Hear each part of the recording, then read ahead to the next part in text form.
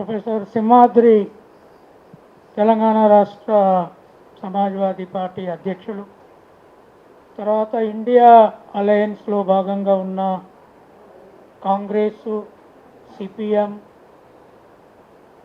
మిగతా పార్టీలు సిపిఐ మిగతా వాళ్ళు రాలేదు.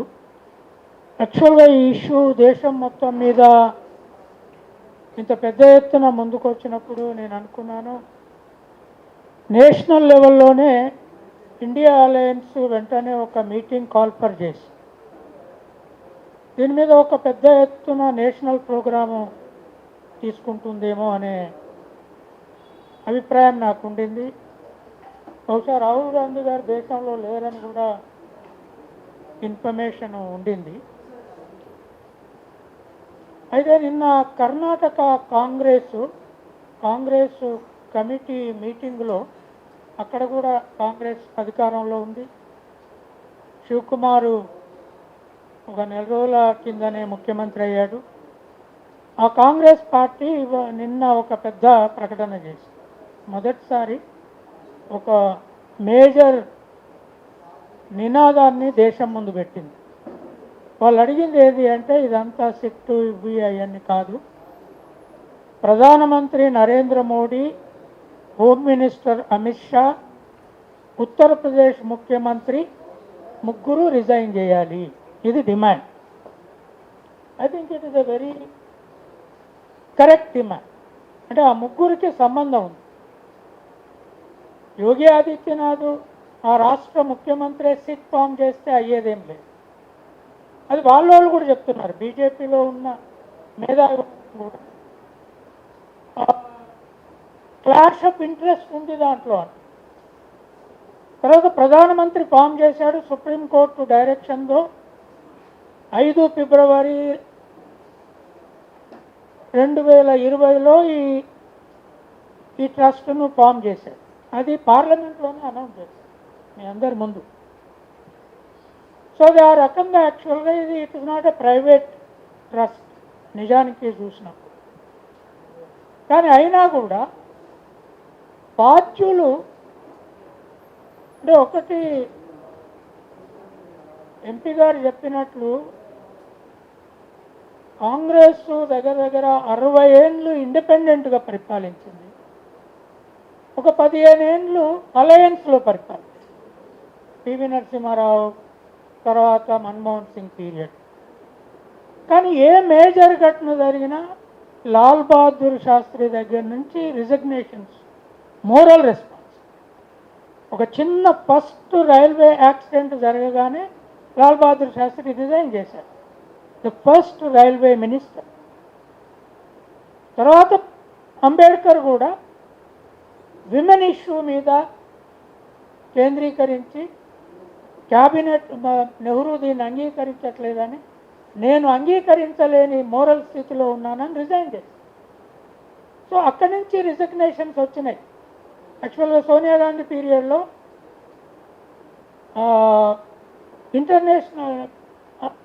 ఫారెన్ మినిస్టర్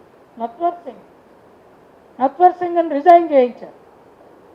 తర్వాత ఇదే కరప్షన్ ఇష్యూలో ఏషియన్ గేమ్స్ జరిపినప్పుడు దాని ఇన్ఛార్జిగా ఉన్న పూణే అతన్ని కల్మాడిని రిజైన్ చేయించారు, ఆయన మీద కేసు పెట్టారు. కానీ బీజేపీ వచ్చిన తర్వాత మోరల్ రెస్పాన్సిబిలిటీ అనే సమస్య లేదు. ఇలా కాక్రోచ్ జనతా పార్టీ ఆ పిల్లోడు ఒక మొత్తం దేశాన్ని కదిలించాడు. 13-14 రోజుల నుంచి ఉద్యమం నడుపుతున్నాడు. ఎవరు కదులుతలేరు అసలు దేశం. మిగతా పార్టీలు కూడా ఓ కదిలే పరిస్థితి లేదు. అంటే ఎందుకు ఇది అయింది ఈ టెంపుల్స్ విషయంలో? నేను ముందు ఒక ఫ్యాక్ట్ చెప్తాను మీకు. సింహాద్రి గారు ఇది పెడతారన్నాక నేను కొంత రీసెర్చ్, అంటే అఫీషియల్గా ఏమి డేటా ఆ ట్రస్ట్ ఇచ్చింది టెంపుల్కు సంబంధించింది అనేది ఇంటర్నెట్లో ఉంది. ఇప్పుడు ఇంటర్నెట్ చాలా విషయాలు మనము ప్రశ్నలు కనుక మీరు గూగుల్ సెర్చ్లో అడిగినా చాట్ జీపీలో అడిగినా ప్రశ్న అడిగితే ప్రాపర్గా ప్రశ్న అడిగితే రిప్లై ఇస్తుంది. నేను మే 2026 వరకు రామ్ టెంపుల్ ఆదాయం ఎంత అని ప్రశ్న అడిగాను. ఏఐ ఇచ్చిన 2-3 డైరెక్షన్ నుంచి చూసినా కూడా ఏఐ ఇచ్చిన సమాధానం ఏంటి అంటే మే ఎండ్ వరకు 2026 వరకు వాళ్ళు అఫీషియల్గా డిక్లేర్ చేసింది 3,846 కోట్లు దాని ఆదాయం. అంటే ఇది ఫైనాన్షియల్ ఆదాయం డిక్లేర్ చేశారా, గోల్డ్ను లెక్క కట్టారా, సిల్వర్ను లెక్క కట్టారా? అక్కడ ట్రస్ట్ మెంబర్ ఒక ఆయన ఈవెన్ చెంపకరాయ కూడా చెప్పిన దాని ప్రకారం 12 కిలోల బంగారం వచ్చిందని చెప్పాడు అప్పటి వరకు. అయితే ఇది ఇప్పటి వరకా కాగా తెలియదు. రెండవది 13 క్వింటాల ఎండి వచ్చిందని చెప్పాడు. అయితే లెక్కలలో 11 క్వింటాలే ఉన్నది అనేది చెప్తున్నా. తర్వాత నేను యాక్చువల్గా టెంపుల్ కన్స్ట్రక్షన్ ఖర్చు ఎంత అయింది అని అడిగాను. మొదల ఎస్టిమేషన్ ఇంటర్నెట్ ఇచ్చింది ఏంటి అంటే 1900 crores. కానీ టెంపుల్ పూర్తిగా కన్స్ట్రక్ట్ అయ్యే వరకు వాళ్ళు ఫైనల్ లెక్క ట్రస్ట్ ఇచ్చింది 2,370 కోట్లు. అంటే ఈ ఎస్టిమేషను దగ్గర నుంచి కన్స్ట్రక్షన్ వరకు ఎంత మారిందో చూడండి. 2,300, 1,900.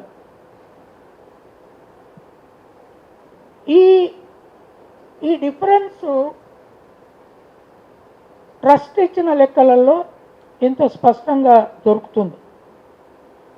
రెండవది దీనికి రిజిస్ట్రేషన్ ఉన్నదా లేదా అని కూడా అడిగాను. వెదర్ ఈ ట్రస్ట్ ఈజ్ రిజిస్టర్డ్. ఎందుకంటే విహెచ్పికి రిజిస్ట్రేషన్ ఉందని ఇంటర్నెట్ చూపెడుతుంది, కానీ ఆర్ఎస్ఎస్కు రిజిస్ట్రేషన్ లేదు, 100 ఏళ్ళు లేదు. మేము రిజిస్టర్ చేసుకోమని కూడా ఆయన చెప్తున్నాడు. రిజిస్టర్ చేసుకోమంటే మాకు వచ్చిన డబ్బుల లెక్క చూపెట్టాము, ఎక్కడి నుంచి వచ్చిందో చూపెట్టాము, ఎవరిచ్చారో చూపెట్టాము. అంటే ఇప్పుడు ఏది ఇచ్చినా నేను వ్యాసాలు రాస్తాను. ఒక పత్రిక నాకు ఒక వ్యాసానికి 5,000 ఒప్పుకొని 500 టీడీఎస్ కట్ చేసుకుంటాం ప్రతిసారి. టీడీఎస్ డెఫినెట్గా కట్ అవుతుంది. అట్లాగే ఒక ఇంగ్లీష్ పత్రిక కూడా అట్లాగే ఎవరైనా కట్ చేస్తారు. కానీ ఆర్ఎస్ఎస్కు ఎన్ని వేల కోట్లు వస్తున్నాయి, ఎట్లా వస్తున్నాయి అనేది లెక్క లేదు, రిజిస్ట్రేషన్ లేదు, ఇన్కమ్ ట్యాక్స్ లేదు. నాకు ఆశ్చర్యం వేసింది ఏంటి అంటే ఈ కాంగ్రెస్ కూడా 60 ఏళ్ళు పరిపాలించి దాన్ని రిజిస్టర్ చేసుకోమని ఎందుకు ఫోర్స్ చేయలే? నువ్వు రిజిస్టర్ చేసుకోవాలి కదా. 1 కాదు 2 కాదు, 100 ఏళ్ళు 100 ఏళ్ళు రిజిస్టర్ చేసుకోకపోతే కాంగ్రెస్ ఎట్లూకున్నది, తర్వాత ప్రభుత్వాలు ఎట్లూకున్నాయి. ఇప్పుడు వచ్చి ఒక యంగ్ హోమ్ మినిస్టర్ కర్ణాటకలో అడుగుతున్నాడు, నా రాష్ట్రంలో రిజిస్ట్రేషన్ చేసుకుంటేనే నీ మీటింగ్లకు పర్మిషన్ ఇస్తాను. ఐ మీన్ మీకు తెలుసో లేదో 1860లో రిజిస్ట్రేషన్ యాక్ట్ ఏదైతే బ్రిటిష్ వాళ్ళు తెచ్చారో దాని ప్రకారము మొత్తం ముస్లిం మేజర్ ఆర్గనైజేషన్స్ రిజిస్ట్రేషన్ చేసుకున్నాయి. జమాతే ఇస్లామీ, జమాతే ఉల్మా, తర్వాత క్రిస్టియన్ రిలీజియస్ సంస్థలు రిజిస్ట్రేషన్ చేసుకున్నాయి బ్రిటిష్ వాళ్ళు ఉంటే. కానీ ఆర్ఎస్ఎస్ 1925లో ప్రారంభమై ఇప్పటి వరకు రిజిస్ట్రేషన్ లేదు. తర్వాత టెంపుల్స్ విషయానికి వచ్చే వరకు నేను చాలా కాలం నుంచి అధ్యయనం చేస్తున్నాను. విహెచ్పి సౌత్ ఇండియాలో తెలంగాణ, ఉమ్మడి ఆంధ్రప్రదేశ్, తెలంగాణ, ఆంధ్రప్రదేశ్, తమిళనాడు, కేరళ, కర్ణాటకలో హిందూ టెంపుల్స్ అన్నీ ఎండోమెంట్ కింద పరిపాలించబడతాయి. కానీ నార్త్ ఇండియాలో ఎండోమెంట్ కింద పరిపాలన లేదు. వాళ్ళు వాళ్ళే చెప్తున్నారు, ఎక్సెప్ట్ జమ్మూ అండ్ కాశ్మీర్. ఆ జమ్మూ అండ్ కాశ్మీర్లో వైష్ణవదేవి టెంపుల్ ఒక్కటే మాత్రమే ఎండోమెంట్ కింద పనిచేస్తుంది. మిగతా టెంపుల్స్కి ఎండోమెంట్ లేదు, ఏం ట్రస్టులు ఉన్నాయో తెలియదు, ఎంత డబ్బు వస్తుందో తెలియదు. అందుకని విహెచ్పి ఏం డిమాండ్ చేస్తుందో తెలుసా? మొత్తము టెంపుల్స్ని ఎండోమెంట్ నుంచి బయటికి తీసుకురండి. తిరుపతి టెంపుల్ కూడా యాక్చువల్గా దీనికి రామ్ మందిర్కి రోజుకి ఎంత వస్తుందో తెలియదు, కానీ తిరుపతి టెంపుల్కు రోజుకి ఎన్ని కోట్లు వస్తాయో తెలుసుగా? మినిమం 4 కోట్లు. మీరు టీవీ చూస్తే ఎన్ని వేల మంది వస్తున్నారు, ఎంత బంగారం వస్తుంది అంటే ఈ మధ్య టీవీ చూస్తలేరు, ఫోనే చూస్తున్నాం కనుక తిరుపతిలో ఏం జరుగుతుందో కూడా మనం చూడట్లేదు. అది టీవీలో ఎంతమంది వస్తున్నారు, ఎన్ని వస్తున్నాయి, ఎంత లెక్క అవుతుంది అంటే శ్రీకృష్ణదేవరాయ కట్టిన టెంపుల్ అప్పటి నుంచి ఇప్పటి వరకు ఏదో ఒక సిస్టమ్ అక్కడ ఉన్నది. తర్వాత నార్త్ ఇండియా వాళ్ళు మనం చెప్తున్నారు, ఎవరు బాగా బీజేపీ మద్దతుదారైన ది ప్రింట్, ఆ గుప్తా ఉన్నాడు కదా ప్రింట్ ఓనర్, శేఖర్ గుప్తా మొత్తం టెంపుల్స్ అనలైజ్ చేసి మొదటిసారి చెప్తున్నాడు, తిరుపతి టెంపుల్ తన ఖర్చు స్కూల్స్ మీద పెడుతుంది, యూనివర్సిటీ ఉన్నది, విమెన్స్ యూనివర్సిటీ ఉన్నది. కానీ నార్త్ ఇండియాలో ఏ టెంపుల్ ఒక స్కూల్ కట్టలేదు, ఒక యూనివర్సిటీ లేదు. కానీ అదే చర్చిలు చూడండి ఎన్ని ఉన్నాయి, ఎన్ని స్కూల్స్ ఉన్నాయి, ఎన్ని కాలేజెస్ ఉన్నాయి. ఈ ఆర్ఎస్ఎస్ వాళ్ళు కూడా అలానే చదువుకున్నారు. శ్యామాప్రసాద్ ముఖర్జీ క్రిస్టియన్ కాలేజీలో చదువుకున్నాడు, దీన్ దయాళ్ ఉపాధ్యాయ అలానే చదువుకున్నారు. వీళ్ళ స్కూళ్ళ మీద నమ్మకం లేదు. మరి ఆర్ఎస్ఎస్ స్టార్ట్ చేసిన వనవాసి కళ్యాణం స్కూల్ ఎందుకు చదువుకోలే వీళ్ళు? అక్కడ చదువుకున్నానికి ఎవరికి చదువు రాదు, వీళ్ళు ఎందుకు చదువుకోలే? అక్కడ ఇంగ్లీష్ లేదు, ఏం చదువు రాదు. సో అక్కడ అది ఉన్నది. తర్వాత వాళ్ళే చెప్తున్నారు, నార్త్ ఇండియాలో ఒక వైష్ణవదేవి టెంపుల్ మాత్రమే ఒక మెడికల్ కాలేజ్ నడుపుతున్నారు. మరి ఇన్ని డబ్బులు వచ్చినాయి, ఇప్పుడు రామ్ టెంపుల్ కింద ఒక్క స్కూల్ అన్న ప్రారంభించినరా? ఓకే, నీకు సంస్కృతం, నీకు స్కూల్ కావాలి. తిరుపతి కింద సంస్కృత స్కూల్ ఉంది, అక్కడనే ఇప్పుడు ట్రైనింగ్ చేస్తున్నారు. రామ్ టెంపుల్ పూజారిని అక్కడి నుంచే తీసుకుపోయి పెట్టారు. మరి అట్లాడైనా పోనీ నువ్వు స్కూల్ పెట్టినవా? కులం లేకుండా దాంట్లో అడ్మిషన్ ఇవ్వాలని అప్పుడు కూడా రాసిన నేను. ఓకే, నువ్వు స్టేట్ ఇనాగ్రేట్ చేసింది చేయలే. ఇప్పుడు ప్రాబ్లం ఏంటి అంటే వీళ్ళు యాక్చువల్గా నేను కూడా సపోర్ట్ చేసిన, ఒక వ్యాసం రాసిన, ప్రైవేటైజ్ చేస్తేనే మంచిగా ఉంటుంది, అంత ఎంత దోపిడీ అవుతుందో కొద్ది రోజుల్లోనే తెలిసిపోతుంది. 12 ఏళ్ళు కాకముందే గింత దోపిడీ ఏ ప్రభుత్వం కింద బయటికి రాలే. బీజేపీ పరిపాలన ఎన్నేళ్ళు అయిందండి? అంతకుముందు యాక్చువల్గా వాజ్పేయి పరిపాలన బీజేపీది కాదు, వాజ్పేయిది alliance government, it is not independent. ఇప్పుడు బీజేపీ. అయితే ఇప్పుడు మీరు చెప్పినట్టు ఈ చంద్రబాబు నాయుడు తర్వాత మతి పూర్తిగా పోయిన నితీష్ ఉన్నారే, వాళ్ళు బీజేపీ, వాళ్ళకి ఇండిపెండెంట్ పార్టీలు ఏం లేవు. వాళ్ళకి ఎప్పుడో చెప్పిండ్రు, మీరు చెప్పినట్టు వినకపోతే మీ పార్టీ అంతా మా దాంట్లో కలుస్తుంది, మొత్తం పార్లమెంట్ మా దాంట్లో కలుస్తుంది. చంద్రబాబు నాయుడుకి ఎప్పుడో చెప్పిండు, మీ ఎంపీలు అంతా ఇక్కడనే ఉంటారు, నేను చెప్పినట్టు వినాలంటే వింటున్నారు. ఆయన అయితే తీసేసాను, ఆ నితీష్ కుమార్ను తీసేసిండ్రు ఒక్క దెబ్బ. ప్రాబ్లము అయిపోయింది. అది ఇష్యూ ఏంది అంటే ఇప్పుడు ఈ దేశము రక్షణ మొదటిసారి ఆర్ఎస్ఎస్ పుట్టినప్పటి నుంచి దాన్ని ప్రజల్లో ఎక్స్పోర్ట్ చేయడానికి ఇండియా అలయన్స్కు ఒక ఇష్యూ దొరికింది. సో దాంట్లో ముఖ్యంగా ఇప్పటి వరకు నేను ఇంతకుముందు కాంగ్రెస్ పెద్ద నాయకులతో కలిసినప్పుడు కూడా చెప్పాను, మీరు అఖిలేష్తో పూర్తిగా సిస్టమేటిక్గా అలైన్ కాకుండా మీరు ఎక్కడ ప్రధానమంత్రి కాలేరు అని. మొన్న అఖిలేష్తో సీరియస్గా పొత్తు పెట్టుకున్నారు. ఎన్ని సీట్లు వచ్చినాయి? ఉత్తరప్రదేశ్ చేయబట్టే ప్రతిపక్ష స్థానం వచ్చింది. అఖిలేష్తో మళ్ళీ కొట్లాట పెట్టుకుంటే కాంగ్రెస్కు రాదు, వచ్చేసారి కూడా రాదు. ఎందుకంటే అక్కడ 80 సీట్లు ఉన్నాయి. తర్వాత రేపు ఇంకా మార్చేస్తే చాలా పోతుంది. ఇప్పుడు అఖిలేషే దీని మీద పోరాడుతున్నాడు. అఖిలేష్ ఒక్కడే పోరాడుతున్నాడు, అవునా కాదా? అఖిలేష్ ఒక్కడే పోరాడుతున్నాడు. నాకు ఆశ్చర్యం ఏంటి అంటే కమ్యూనిస్టు పార్టీలకు టెంపుల్ ఎకానమీ మీద స్టడీనే లేదు, వదిలిపెట్టారు. టెంపుల్ ఎకానమీ మీద ఒక్క రిపోర్ట్ ఉన్నదా చెప్పండి నాకు? టెంపుల్ ఎకానమీ దేశాన్ని నడుపుతున్నదని ఒకవైపు అంటుంటే కమ్యూనిస్ట్ పార్టీలకు దేశంలో అది కూడా 100 ఏళ్ళు పుట్టి 100 ఏళ్ళు పుట్టిందేమో మొత్తం టెంపుల్ ఎకానమీతో దేశం నడిపితే మీరు ఒక రిపోర్ట్ కూడా రాసుకోరా దాన్ని ఏం చేయాలని? ఇప్పుడు ఒక ఎడ్యుకేషన్ కూడా చేయరా?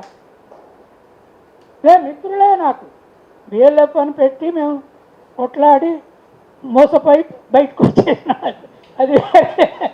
అది వేరే విషయం. బయటికి వెళ్ళిపోయి ఆపేసినాం దాన్ని, అయిపోయింది, వాళ్ళే మూసేసి. బట్ ఇష్యూ ఏంటి అంటే కమ్యూనిస్టులు ఒక స్టేట్మెంట్ ఇచ్చుండు ఏంటండి, ఎడ్యుకేషన్ చేయాల్సిన ఇష్యూ ఇది, ఇంతకంటే మంచి ఇష్యూ ఏముంది? ఆ తర్వాత 2014 నాడు బీజేపీ అధికారంలోకి వచ్చింది.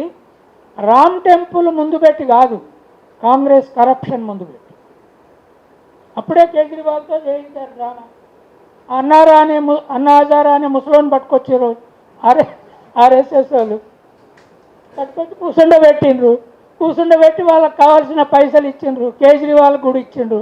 కేజ్రీవాల్ నేనే లీడర్ని అవుతా, నేను ఆల్టర్నేటివ్ అవుతా అంటే, ఓహో నువ్వు ఎట్లయితావో లిక్కర్ స్కామ్ మేము ఎట్లా పెట్టాలో నేను లోపడాలి ఆయనను పెట్టేసిండ్రు. ఇప్పుడు ప్రాబ్లం ఏంటి అంటే మరి ఇండియా అలయన్స్ అఖిలేష్ను ముందు పెట్టుకొని దేశ స్థాయిలో పోరాటం చేస్తాయా లేదా? అఖిలేష్ను ముందు పెట్టుకోకపోతే పోరాటం కాదు. ఇండియా అలయన్స్ కనుక కాంగ్రెస్కు, తెలంగాణ కాంగ్రెస్కు, ముఖ్యమంత్రికి ఒక అప్పీల్ చేస్తున్నాను. ఇక్కడ మొట్టమొదటి బహిరంగ సభ పెట్టండి తెలంగాణలో, మీరు ప్రభుత్వంలో ఉన్నారు. ఒక అనుమానం ఉంది ఇప్పుడు, నేను చెప్తున్నా ఇక్కడి నుంచి. మొన్ననే మోడీ వచ్చి పబ్లిక్ మీటింగ్లో ముఖ్యమంత్రినే మీరు మాతో కలిసి పనిచేస్తే మీకు అన్నీ ఇస్తామన్న దగ్గర నుంచి అనుమానం మొదలైంది. అది పోవాలంటే రేవంత్ రెడ్డి గారికి నా అప్పీల్ ఏంటి అంటే అఖిలేష్ను, రాహుల్ను పిలిచి రామ్ టెంపుల్ ఇష్యూ మీద పెద్ద బహిరంగ సభ తెలంగాణలో పెట్టండి. పెట్టి కర్ణాటకలో శివకుమార్ను పిలవండి. సిద్ధరామయ్యను మించిన బీసీ నాయకుడు ఇప్పుడు కాంగ్రెస్కు దొరకడు.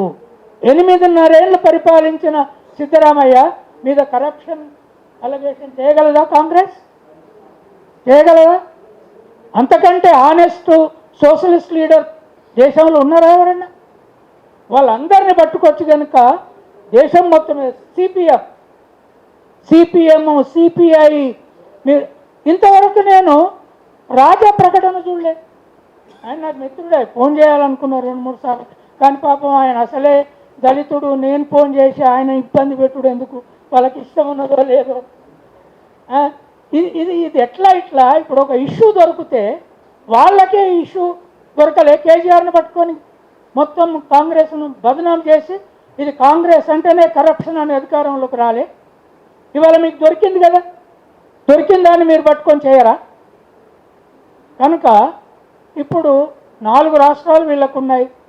కేరళలో ఇవాళ మీటింగ్ పెడతానంటే కూడా విజయ్ సిద్ధంగా ఉంటాడు. Joseph Vijay is not compromising, at least as for as I know is not compromising. కనుక సౌత్ ఇండియాలో గడగడలాడించే మీటింగులు పెట్టగలిగిన సత్తా ఇదే ఇష్యూ మీద సౌత్ ఇండియాకు ఉన్నది. కాంగ్రెస్కు బలం ఉన్నది, 3 రాష్ట్రాలు ఉన్నాయి. తర్వాత సరే బీజేపీ అది డిఎంకేతో కొంత సమస్య వచ్చినా పిలిస్తే స్టాలిన్ కూడా వస్తాడు దీని మీద. మొన్న వచ్చిండు కదా, మొన్న ఇండియా అలయన్స్ మీటింగ్కు డిఎంకే వచ్చిపోయింది. ఎప్పుడైతే మన మమతా బెనర్జీని ఘోరంగా ఇట్లా చేసినాక అందరి పని పడతారని వాళ్ళు వచ్చిపోయారు. తర్వాత శరద్ పవార్ అయితే కాంగ్రెస్లో విలీనం చేస్తానంటున్నాడు. వీళ్ళందరూ కాంగ్రెస్లో విలీనం అవుతారనే ఒక న్యూస్ బయటకు వచ్చింది. ఈ స్థితిలో రాముడు వీళ్ళకు ఒక ఎజెండా ఇచ్చాడు. రాముడు వాళ్ళ నుంచి ఇటు వస్తున్నట్టు కనపడుతున్నాడు. అయితే మరి రాత్రి కలలో ఎవరికన్నా మన ఎంపీ గారికి కలలో రప్పిద్దాం, కలలో వచ్చి ఎక్కడ కనుకొచ్చిండో అడగమన్నా.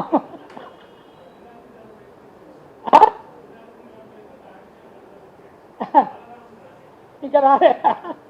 అయితే రాహుల్ గాంధీ కళలకు, రాహుల్ గాంధీ జనరల్గా నేను శివుని భక్తుని అంటాడు.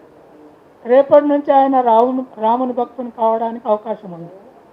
అక్కడికి పోవద్దని ఆయన అంటున్నాడు. నువ్వెట్లా పోతావు, నువ్వు హిందువు కాదు కదా. అరే ఇదేమి దందా, మీరు ఇంత మోసం చేసి నువ్వు ఎట్లా పోతావంటే ఆయన అక్కడికి పోవాల్సిన అవసరం లే. నా కళలో రాత్రి రాముడే వచ్చిందని చెప్తే చాలు. ఇవాళ ఒకటి నేను ఖచ్చితంగా చెప్తున్నా, దేశాన్ని, ప్రజాస్వామ్యాన్ని, రాజ్యాంగాన్ని నేషనల్ ఇంటర్నేషనల్ క్రెడిబిలిటీతో రక్షించాలంటే ఒక్క రాహుల్ గాంధీ నుంచే సాధ్యమవుతుంది. Because is still as of now is the most honest leader. Ambedkar, Gandhi, నెహ్రూల తర్వాత is definitely an honest and definitely a committed leader. అక్కడ పోరాటం చేయడానికి అఖిలేష్ యాదవ్ ఉన్నాడు. Is fighting them everyday. కనుక వీళ్ళిద్దరు కలిస్తే దేశం మళ్ళీ ఇదే రాముణ్ణి ముందు పెట్టి, ఇదే దోపిడీని ముందు పెట్టి, ఇదే కరప్షన్ ముందు పెట్టి ఈ దేశంలో బీజేపీ నేను చాలా కాలం ఏమనుకునేదంటే బీజేపీ అధికారంలోకి రాకుండా అది ఎక్స్పోజ్ కాదు. బయట ఉన్నంతసేపు ఇతరులను తిట్టడం సాధ్యం. అధికారంలోకి వచ్చినాక 12 ఏళ్ళు నిన్ననే సెలబ్రేట్ చేసుకొని ఇక్కడ ఇది జరుగుతుంటే ఆయన ఇండోనేషియాకు పోయి నాకు అవార్డు ఇచ్చిందని చెప్తున్నాడు. ఏ దేశం పోయినా ఒక అవార్డు ఇప్పుడు చూస్తున్నాడు. ఇక ఇదంతా చర్చ జరగకుండా అవార్డుల మీటింగ్ న్యూస్ ఒకటి బయట పెడుతుంది. 12 ఏళ్లలోనే నువ్వు కట్టిన రామ్ టెంపుల్లో ఇంత అన్యాయం జరిగింది. ఇది ఎవరికి ఆయుధం దొరికినట్టు? రామబాణం ఎవరికి దొరికింది? ఇప్పుడు రామబాణం ఇంతకుముందు బీజేపీ చేతులు ఉండే, ఇప్పుడు ఇండియా అలయన్స్ చేతిలోకి వచ్చింది. సిపిఎం కూడా రామబాణం పట్టుకోవాలి భయ్. మేము ఉట్టిగా ఎర్ర కండ వేసుకుంటాం, లేదా ఎర్ర చొక్క కప్పుకుంటాం. సచ్చినాకనే ఎర్ర చొక్క కప్పుకొని ఎర్రగూడ కప్పుకొని వస్తామంటే వాళ్ళు చంపుతారు, ఎర్రగూడ మీ మీద కప్పుతారు. వాళ్ళే చేస్తారు ఆ పని. సో నేను అనేది ఏంటి అంటే తెలంగాణ కాంగ్రెస్ మహేష్ గౌడ్ గారికి చెప్పండి, let Congress pass a resolution, the same resolution that Karnataka Congress. Narendra Modi as prime minister, home minister ఇంతవరకు ఆయన ఏమైందో తెలవట్లేదు ఈ విషయంలో. తర్వాత యోగి ఆదిత్యనాథ్, ముగ్గురు రెస్పాన్సిబుల్, దే షుడ్ రిజైన్. ఇది ఒక డిమాండ్గా పెట్టి దేశం అంతటా కనుక ఈ ఇండియన్ అలయన్స్, ఇక్కడ కాంగ్రెస్ ఒక రోల్ తీసుకుంటే ఖచ్చితంగా దేశంలో మళ్ళీ మార్పు వస్తుంది, రాజ్యాంగం బతుకుతుంది. రామరాజ్యం ద్వారా చెడగొడతారేమో అనుకుంటే రామునికే అనుమానం వచ్చింది, ఇంకేం కావాలి? రామునికే అనుమానం వచ్చినప్పుడు అదే పట్టుకొని పోవాలి కదా. So thank you very much. Simhadri ఒక మంచి ప్రయత్నం చేసి